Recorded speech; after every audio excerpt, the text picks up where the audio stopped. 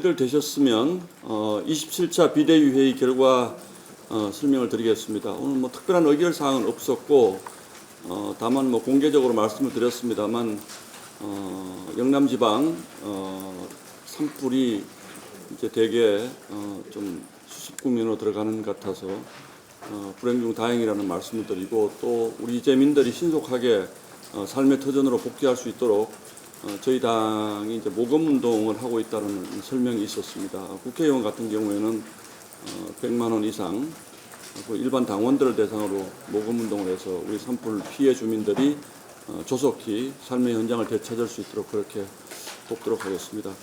그리고 현재 그 선거 관련해서 이 상태의 혼란이 너무 지속되는 것은 곤란하다라는 입장들을 여러 비대위원들이 밝혔습니다. 현재 그 재판관들 개개인들의 의견이 결론이 났다면 그 부분을 최대한 존중해서 빨리 선고기일을 정하고 그 의견에 따라서 결정을 내려주십사 하고 하는 촉구와 당부성 발언들이 많이 있었습니다. 이상입니다. 질문 있으면 받겠습니다. 네. 혹시 헌법재판소의 문현배랑 이민선 재판관 임기 종료되면 후임을 진영하는 거 건의가 검토하거나 되는 그 부분은 뭐 다들 알다시피 사실 정말 그 우리 헌정 사상 유례가 없었던 일이어서 저희도 그 부분을 어떻게 하는 것인지 그 결론을 낼 수가 없습니다. 대통령이 지명을 하고 임명을 하는 그 두 분의 재판관들을 대통령이 사실상 직무가 정지된 상태에서 이게 가능한 것인지, 그래서 오늘 저희가 촉구한 것도 그런 혼란상으로 가기 전에 현지에서 결론을 내는 것이 맞겠다. 그것이 이제 그 여당으로서의 책임을 지는 길이다. 뭐 이렇게 보고 있습니다.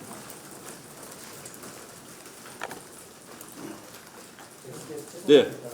현재 후보가 좀 늦어지면서 여당 지지율부터 떨어지고 있다는 분석이 나오는데 이건 좀 어떻게 보실까요? 뭐 저희는 개별 그 여론조사 기관의 결과에 대해서 하나하나 저희가 반응하긴 어렵고요. 그 부분은 언론사에서 판단하시기 바랍니다. 또 좀. 위원으로 조명한데요. 예. 그 헌법재판소에서 그 마은혁 그 재판관에 대해서 그 권한쟁의 심판도 됐고 한덕수 총리 그 결정문에서도 그랬고요. 그 위헌으로 대부분 다 결정을 했는데 계속 어쨌든 임명하지 않고 그 있는 거에 대해서 이게 이제 위헌 상태가 아니냐, 이런 그 위헌 상태를 계속 유지를 해야 된다고 보시는 거예요. 한 가지. 첫 번. 네, 계속 질문하십시오. 네, 그리고 그 오늘 위원장님하고 원내대표님도 그 과거의 노동운동 이력을 계속 말씀을 하시는데 그 행정만으로 재판관이 안 된다고 하는 것은 좀 과도한 주장이 아닌지 그런 반론도 있을 것 같은데 어떻게? 저희 당의 입장을 말씀드리겠습니다. 한덕수 대행이 탄핵된 사유가 헌법재판관을 임명하지 않는다는 것이었는데, 헌법재판소가 물론 그 부분에 위법하다고 볼 수 있는 측면이 있지만 탄핵할 정도는 아니다라고 결론을 내렸고, 또 이어서 최상목 대행이 3명의 헌법재판관 중에 2명을 임명을 했습니다. 물론 임명하는 것이 맞다라는 헌재의 결론이 있었지만 저희 당의 생각은 이 3명, 그러니까 이 기임명된 뭐 정계선, 조한창, 마은혁 이 3분은 국회 합의를 특히 마은혁 후보에 대해서는 저희가 합의를 거쳤다고 생각하지 않습니다. 국회가 선출하는 것이죠. 3명은. 그러니까 1명은 여당, 1명은 야당, 또 1명은 여야의 합의를 거쳐서 이제 지명을 통상 하는 것인데, 저희가 자꾸 아까 우리 조 기자 지적처럼 과거 이분의 이력을 자꾸 얘기하는 것은 저희 당의 판단은 이 정도의 편향적인 이념을 가진 분을 저희가 헌법을 해석하는 헌법재판관으로는 인정할 수 없다라는 주장은 처음부터 지금까지 일관된 주장입니다. 그래서 그 부분을 저희가 무슨 개인적으로 그 마은혁의 과거 행적을 공격하려고 하는 것이 아니고, 그렇기 때문에 저희가 합의할 수 없었다는 말씀을 계속 드리는 겁니다. 그렇다면 민주당도 이 부분에 대한 저희의 의견을 좀 존중을 해 주셨으면 좋겠다는 생각이 들고 민주당이 이렇게 마은혁 후보에 대해서 이렇게까지 집착을 하는 것도 저희로서는 참 납득하기 어렵습니다. 그래서 이 부분을 저희가 설명을 드리겠습니다. 한간에 지금 나오는 얘기가 헌재에서 5대3 상태로 소위 데드락 상태에 걸렸다는 건데 단 입장은 이 상태로 인용이 5명이어서 기각이 되는 상태가 발생하더라도 오늘 말씀처럼 개개인의 판단에 따라 선고기를 정해서 선고해야 된다는 거예요. 네, 맞습니다. 근데 5대3 뭐 그 부분은 뭐 한 기자분의 추정에 근거한 설명이지 저희가 자세한 내용을 알지는 못합니다. 그래서 그 추정을 뭐 저희가 사실인 것처럼 전제할 수는 없고 그러나 재판관 분들의 개인의 의견이 있음에도 불구하고 다 정리가 됐음에도 불구하고 어떤 그 정치적인 이유 또는 정무적인 이유 때문에 현재가 더 이상 이 상황을 방치시키는 것은 바람직스럽지 않다 그런 말씀을 드리는 겁니다. 지금 유호부총장 보궐선거에서 윤상현 의원이 자유통일당 후보 지지 유세를 하셨는데요. 혹시 당 차원에서 제지나 징계 같은 건 없을까요? 왜냐하면 자유통일당 후보랑 싸우고 있는 다른 재보궐 지역도 있잖아요. 예. 그쪽에서는 이게 지금 우리는 그쪽이랑 정쟁을 하고 있는데 거기 편을 드는 거는 이적행위 아니냐 이런 의견 나오고 있어요. 뭐 논란이 되고 있다는 보고는 있었는데 그 부분에 대해서 당에서 어떤 결론을 내려서 뭐 어떤 입장을 정하자라든지 이런 논의는 오늘 없었습니다. 그 마은혁 후보자에 대해서 인정할 수 없다고 말씀하셨는데 헌재에서는 어차피 민주적 절차가 위배되지 않았다고 판결을 거의 내렸는데 이 부분은 그러면 불승복이 아닌가 싶습니다. 저희는요 그렇습니다. 지금 헌재의 심판 과정에 잘못된 그 절차적 문제 이런 것들도 지금 굉장히 많이 발생을 이미 했다라고 보기 때문에 물론 헌재가 그런 논란 없이 그러니까 저희가 주장하는 절차적 문제 우리 피의 청구인의 방어권 보장이라든지 이런 부분들에서 잘못된 절차를 굉장히 많이 진행을 했다고 보기 때문에 전반적으로 헌재의 심의 자체에서 저희는 사실은 문제가 좀 있다라는 입장을 가지고 있습니다. 그래서 앞부분에 있는 모든 문제들은 그냥 넘어가고 갑자기 마은혁 후보의 임명에 대해서만 헌재가 이거는 빨리 임명을 해달라고 얘기하는 것에 대해서 저희가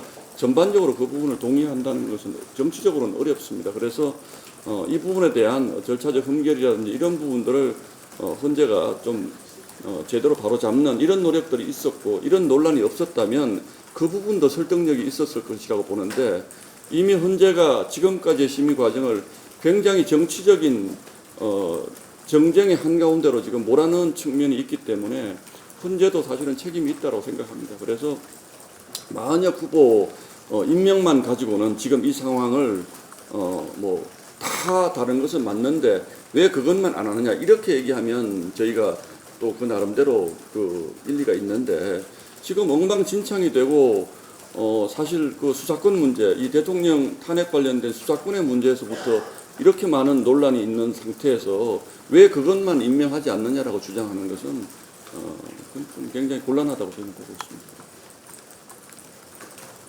오늘 권영세 비대위원장님의 공식 모두 발언 중에서 국제화 입법 내란을 보면서 대통령이 계엄을 선포했던 이유를 다시 돌아보고 있습니다. 라는 수위 높은 발언하셨는데 자칫 비상계엄은 잘못된 것이었지만 그 입장을 살짝 뒤집을 수 있다는 비판이 나올 수 있습니다. 글쎄요, 뭐 비판하시는 거는 자유인데 뭐 권영세 위원장님의 생각이 그렇다는 걸 제가 그 부분에 대해서 덧붙일 말씀은 없습니다. 아까 말씀하셨는데 이게 헌재가 계속 늦어지고 있는 이유가 어디에 있는지 어디에 있다고 보시는지 좀 여쭤보고 싶은데요. 그래서 아까 이제 정치적 정무적 이유로 방치해서 안 된다는 말씀하시는데 혹시 그러면 정치적 이유나 정무적 이유로 방치하고 있다고 보시는 건지? 여러 가지 이제 가능성이 있는데 지금 이제 그 말씀을 드린 이유는 최근에 그 모 언론사 기자분이 이제 이른바 꼼짝달싹도 할 수 없는 상태다 헌재다 이런 추정을 물론 뭐 그 추정을 근거로 한 가설이라고는 보지만 그 말씀들을 굉장히 많이 하시기 때문에 만약에 그런 것이라면 그럴 이유가 없다라고 저희는 보고 있습니다.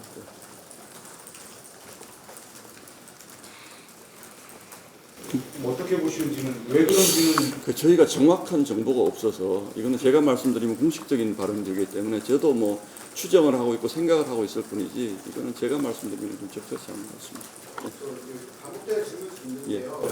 그 한덕수 권한대행 탄핵 기각 이후에 당에서는 그 메시지가 계속 대통령 탄핵에 대해서는 좀 더 현재를 신중하게 결정해라 하면서 조금 더 어떻게 보면 선고를 좀 늦게 해주길 바라는 식으로 말씀 많이 하셨는데 오늘 갑자기 기류가 좀 선고를 빨리 했으면 좋겠다라는 걸 표현해 주실 이유가 있을까요? 맞습니다. 정확한 지적이시고요. 그런데 이제 저희가 그동안 말씀을 계속 드린 이유는 아까도 말씀을 드렸지만 이게 헌재가 전제가 되는 과정들의 불법성 그러니까 잘못된 절차를 통해서 이 심판이 진행되고 있는 것에 대해서는 저희도 굉장히 우려를 많이 가지고 있었죠. 그리고 실제로 그래서도 안 된다라고 생각을 하고 그래서 그 부분을 뭐 추가 변론이 됐든 뭐가 됐든 분명히 하라라는 저희도 촉구를 많이 했는데 그리고 시기에 대해서는 저희가 그렇게 뭐 말씀을 드린 적이 없습니다. 그런데 지금 벌써 원래 뭐 3월 11일 3월 며칠이죠? 14일인가요? 거기에서부터 지금 결론을 못 내리고 좀 4월로 넘어가고 있는 상태이기 때문에 이게 과연 평의가 잘 안 돼서 그런 것인지 뭐 추가 변론이 필요한 것인지 근데 저희가 보기에 이렇게까지 늦어지면 아까 말씀드린 것처럼 4월 18일이 넘어가면 재판관 두 분이 퇴임을 하는 이런 상태로까지 가는 것은 굉장히 큰 혼란이 올 수 있다라는 걱정도 좀 되고 뭐 이런 부분들 때문에 아마 저희 비대위원들이 그 상태까지 가서는 안 된다 이런 정도의 취지로 이해해 주시면 좋겠습니다.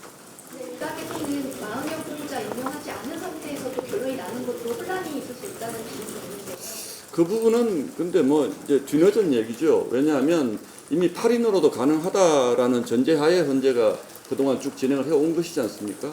그래서 8인으로 하겠다라고 사실상 8인 체제로 이제 하고 있는데 지금 와서 마흔역 재판관이 없으면 이 헌재 모든 심리의 정당성이 없다 그러면 그건 처음부터 다시 하자는 얘기죠.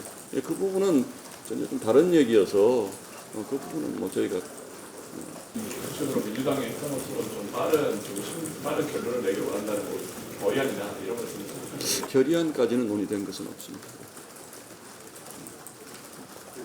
한 가지만 더 예. 말씀드리겠습니다. 윤석열 국민의힘 안에서 이제 일부 의원들은 윤석열 대통령의 탄핵이 기각되거나 각하돼야 된다는 주장을 많이 말씀하시는데요. 예. 절차적 문제나 이런 문제 때문에 그렇게 해서 그런 주장을 한다고 하더라도 윤석열 대통령이 계엄을 선포했는데 그렇게 해서 상당히 이제 많은 위헌유법적인 요소나 이런 것들을 일으키고 또 그 많은 국민들이 우려를 했는데도 그게 이제 다시 이제 문제 없다고 되돌아오게 되는 큰 혼란이라든지 물리적 충돌이라든지 일각에서는 또 유혈 사태까지도 벌어지는 거 아니냐 이런 우려와 걱정을 하는 목소리들도 뭐 여러 군데서 나오고 있는데 계엄에 대한 돌아왔을 때 우려는 없겠는지 혹시 그 부분 제가 다시 한번 계엄에 대한 저희 당의 정확한 판단을 제가 말씀을 드리겠습니다. 계엄은 헌법상에 보장된 대통령의 비상통수권의 하나다. 이것은 위헌이 아니죠. 다만 계엄을 선포할 어떤 조건이 갖춰져 있는 것인가 이 부분은 수사 중입니다. 그래서 그 부분을 이게 위헌 위법한 개헌이다라는 부분에 대해서 결론 나는 바가 없습니다. 국민들의 정서가 이 부분에 대해 부정적이라는 것을 잘 알고 있고 그런 것 때문에 저희도 이 절박한 사정에도 불구하고 계엄까지는 너무 과했다라는 것이 계엄은 잘못됐다라는 것이 저희 당의 공식 그동안 입장인 것이지 이 부분이 위헌적이고 위법적인 개헌이다라는 것에 대해서 결론 난 바가 없습니다. 그 부분에 대해서 나중에 뭐 대법원에서 최종적으로 결론이 나면 그때 가서 저희가 입장을 밝힐 것이지 그 부분에 대해서 저희가 지금까지 동의하고 있는 것은 아니고요. 그렇기 때문에 그 계엄의 어떤 실체적 문제에 대한 판단이 내려지기 전에 헌법재판소가 그 부분을 가져다가 지금 윤석열 대통령은 검찰이 그 수사 당국이 주장하고 있는 것처럼 계엄이 위헌 위법하지 않다. 나는 계엄이 민주당의 입법 폭주 때문에 내가 불가피하게 계엄을 선포하게 되었다라고 주장하고 이런 상태에서 그 부분을 위헌 위법한 것으로 헌재가 확정적인 그 수사 자료를 가져다가 그 헌법재판의 판단으로 활용하고 있는 것도 잘못됐다는 것입니다. 그거는 이미 다 알고들 계시잖아요. 피고인이 부정하고 있는 자료를 그 서면 자료를 가져다가 헌법재판의 자료를 쓸 수 없다.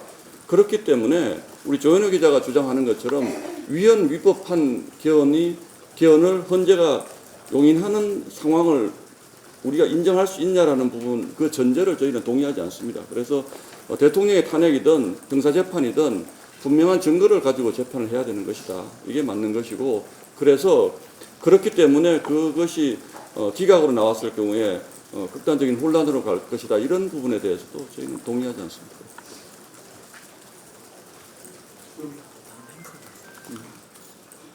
그러면 그 형사재판에서 확정되는 그 증거가 아니면 헌법재판소에서 그런 계엄의 위헌 위법성에 대한 판단을 낼 수 없다고 보시는 그래서 헌법재판소법에 헌법재판과 형사재판이 동시에 진행될 때는 헌법재판을 중단시킬 수 있도록 하고 있습니다.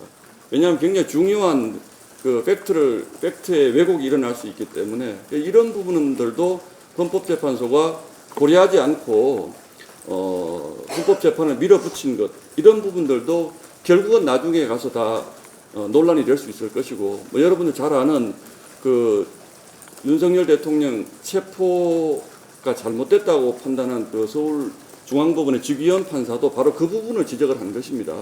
이게 나중에 이런 절차적 문제를 남겨둔 채로 계속 재판이 진행됐을 경우에 그럼 나중에 가서 그 절차가 잘못됐을 경우에 그럼 어떻게 해야 되냐. 이 잘못된 절차를 가지고 진행된 헌법재판은 우리 대한민국이 받아들일 수 있는 것인가.